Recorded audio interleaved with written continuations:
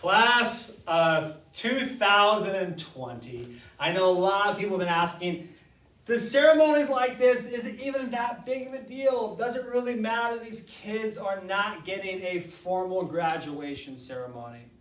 And the answer is yes, it is a big deal. Yes, it does matter because you're a big deal. And you matter. And you deserve to be recognized and seen and told congratulations. I want all my seniors to know how deeply I miss you every single day. I love all my current students, but the highlight of my day, and I'm so blessed that pretty much every single period, every single day that I teach, at least one former student comes in, hangs out, high five, gives a hug, wants you to say hello, or a lot of times they want some counsel about life, what's going on, but I miss all of our hallway hellos, and I miss just catching up with you and hearing about your life, and always just so grateful that you wanted to share your life with me and come to me for counsel or just talking or whatever, and you want to stay in touch. You want to keep coming back in the room. You don't have to be in the room, so we had to buy all these extra chairs so you can hang out and still be welcomed here. You matter so much to me, and I wish I could do something to give you the ceremony you deserve.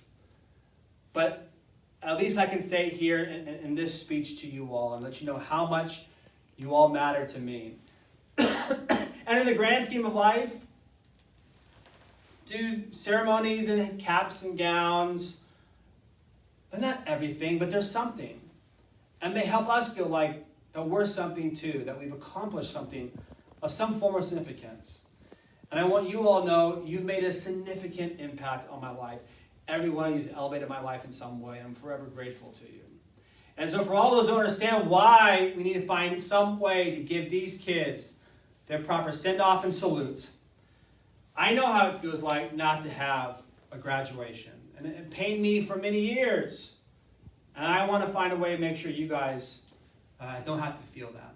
You know, I'm wearing here, this is the gown I wore for my master's degree from Concordia University. I don't have my gown for my bachelor's degree because I didn't walk for my bachelor's degree. I really wanted to, but I didn't feel anyone wanted to watch me walk. I can still remember this day standing outside my mother's bedroom for about 30 minutes of trepidation, going back and forth, back and forth. She would ask her, and I was just so afraid she was going to say no, she didn't want to come. You see, from the time I was about 10 years old until I was a freshman in high school, I lost about 95% of my family to death. It was death after death, and it sent my mom spiraling into this Great Depression, and she was dealing with her own mental health issues, and she wasn't really involved in my life, and it was just, the house became kind of a dark place, to put it nicely. And so I remember here I am about to graduate my bachelor's degree from Long Beach State, and I wanted to know if my mom wanted to come watch me walk, and it was a big part of me to think she wouldn't really care. And I remember I finally got the courage to walk into her room. She was laying down in bed watching TV. I said, "Hey, Mom, I'm graduating. The ceremony is coming up soon. I just want to, you know if I should buy my cap or gown or not." And I had already bought it. Do you want to come? Here's the dates. And I remember she just said very flippantly, "Oh, no, I don't want to sit out there in the hot sun or whatever. Those ceremonies, they aren't important." And so, okay. I was trying to keep a strong face. I remember walking out of the bedroom. And what I really heard is that, "Hey, Steve, you're not really important." There was this picture of my sister who also, she decided to walk a year earlier for graduation at Long Beach State. And my mom is there, my dad is there, they have flowers, and they had this big dinner and this big celebration. And I wanted that for me too. But my mom wasn't just, she wasn't emotionally available to help me the way I needed it. And so I never walked. I never got to feel what it felt like. And I remember when I got my master's degree, I was like, you know what, I'm going to walk this time. And if no one comes, no one comes. But I want to know what it feels like to walk down that aisle and just hear the music and know I've done something. And so, I got my cap and gown, and both my parents were living in Michigan and divorced, separate places, but I let them all know what's happening, and they both decided they didn't want to fly out and come. I thought I'd be okay with it. I remember sitting there in the stands and watching one by one as my fellow graduates walked up, and every single one, when their name was announced, there's someone in the stands that screamed and hollered, and every single one of them pointed up to the stands at their person. And as I was sitting there, I realized I wouldn't have a person to point to because no one came. And I remember as I walked up on the stage and I heard my name called, and I was just quiet. I just wanted someone to point to, someone to say, hey, I'm not alone, you're with me. And I didn't get that. But I want to point to you now, class of 2020. I know you might be feeling kind of similar. Hey, who's seeing me? Oh, I see you, and you matter. And I'm here to point to you. I'm here to virtually be at your graduation and say, you belong, you're important, you're loved, you're seen, and it's worth coming to because you're worth it. But even if you can't get your own graduation, as much as I wanted someone to be able to point to, I want to share what the whole point of life is. And the whole point of life is you pointing out other people's lives and making them feel loved, putting the spotlight on them, making them feel seen and important. And we all have the power to do that right now. We don't need bigger bank accounts, better degrees, bigger houses, faster cars. We don't need anything else to look inside and bring out more love from ourselves. As badly as I want someone to point to me and be able to point to someone and say they're there for me, I know what that pain feels like to have no one to point to. And so I've spent my whole life trying to point to other people, trying to be the highlighter in a world full of pins, to make them stand out, to make them feel important. And that's the whole point of life, is for you to point out to other people and say, I love you too. Because as cool as degrees and diplomas are, and caps and gowns, I want you to know you'll only wear these things for maybe an hour of your life. And then the rest of the time, it's done. You have to ask yourself, what next? What's really important? When the awards and the ceremonies go away, those are all fun. Nothing wrong with that. But don't chase it and make it your main thing. As Mr. Rogers would say, it's a beautiful day in the neighborhood. What kind of neighbor are you?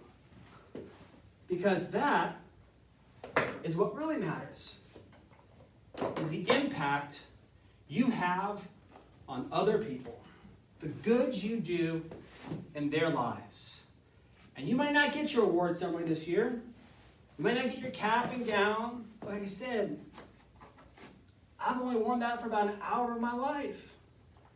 But every other hour of my life, I've spent it trying to make other people stand out and feel elevated and feel important. Trying to be a teeter-totter leader for them and say, hey, I see you and you matter. And so what I want to challenge all of you to do right now is you be the person to point to someone else. You shine your light onto them, and don't point with your finger. Point with the three most important fingers. The I love you signal. The I love you. I always say to my basketball players that XOXO is greater than X's and O's. And that's true for life too. XOXO means love and affection is greater than the X's and O's, the execution, the success, the status symbols, our fame, our likes or retweets or followers. The XOXO, the hugs and kisses, the love and affection that we point out and give to other people is way more important than the X's and O's of lives. Our status symbols, our caps, our gowns, our degrees, and our diplomas. These are nice, nothing wrong with these things. But love is greater than all of these things. How can you be a better neighbor? How can you point out someone else and make them feel like they're important? How can you spread the XO, the XO?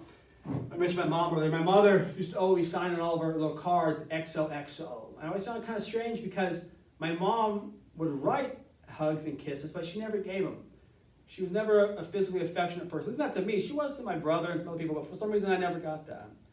That's why I've been so trying to make other people feel hugs and high fives and make them feel so important, because I always felt so worthless growing up, because I never got that XOXO from my own mother. And so there are a lot of people out there who have a pain you'll never see, who are suffering in secret. And so be like Mr. Rogers, one of my idols, Fred Rogers. The quote of, people always quote when there's a catastrophe, look for the helpers. Fred was talking to young children. What that quote really means for you and me as young adults, as leaders in the world, is not look for the helpers, look for the people who need help. Be the helpers. Spread the XOXO around the world. Point them out and make them feel like they're loved and they're important. I want you all to find at least one thing you can do, one tangible thing you can do today to make one of our graduating seniors in the class of 2020 feel like someone is pointing to them. To give you a small example, it doesn't take a whole lot to do a whole lot. I had a former student, Morgan, many years ago who decided to leave high school 1 year early to join her brother in college. And the school would not let her walk and have a graduation ceremony. And I felt so badly for her. She missed out on never having that high school graduation ceremony, just like you all are going to have this year. So I thought, what can I do? How can I be the helper? How can I point out to her and say, hey, Morgan, you matter, you're important, I see you still. And so I went and got my high school diploma from this high school, and I made a copy of it, and then I whited out my name, and I put in her name on it. And I went to the front office, and I got one of those blue FVHS things like this, and I put it inside of it, and I gave her own fake diploma as a way. It's to say, you know what? Even though the powers that be aren't going to let you walk, I'm still going to point to you and recognize you. And it didn't take me a whole lot to do a whole lot. Everybody has the power today to make sure every one of our graduates feels seen, feels important, feels like they belong, they're loved. That's my challenge to you. How can you make someone, in some way, something specific that you can do to say, hey, I see you. Class of 2020, you matter, you're important, and you're not alone. And then for the rest of your life, every single day, find someone else to point to. Because you're only wearing this gown for an hour of your life. You're wearing this gown, how to be a neighbor, how to be a good person, for every hour, for the rest of your life. Make sure you're using it to make other people's lives feel elevated and more loved and more important. Just like you've done for me every day as a teacher. I love you all big, giant much. Be kind to yourselves. Be kind to each other. I see you, and you matter to me. And our lives matter most in the moments when others know how much their lives matter. Find your way to let someone in the class of 2020 know that they matter too. Go spread that love. I love you all. Big, giant much.